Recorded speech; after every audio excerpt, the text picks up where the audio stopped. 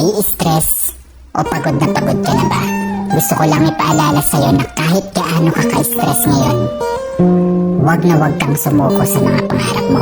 Kailangan mong tandaan parati na magtiwala ka sa progress na nangyayari sa buhay mo. Kahit alam ko na minsan sobrang hirap at sobrang nakakapagod na din talaga.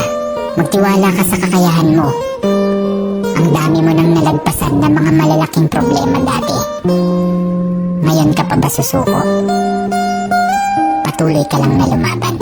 Yung pakiramdam mo ngayon na nahuhuli ka na sa buhay, siguro dahil nakikita mo yung mga kakilala mo o yung mga kaibigan mo pakonti-konti may na-achieve na sila. Parati mong tandaan na lahat tayo ay may kanya-kanyang timeline sa buhay. Hindi ka nahuhuli at hindi ka rin naman nauuna. Kung nasaan ka man ngayon sa buhay mo, yan ang lesson at experience na kailangan mong pagdaanan ngayon. Lahat tayo ay may sariling kwento sa buhay na makaka-inspire ng ibang tao. Sarili mong kwento yan. Kaya make sure na sulitin mo ang bawat moment at gawin mong fulfilling ang kwento mo kahit anong mangyari.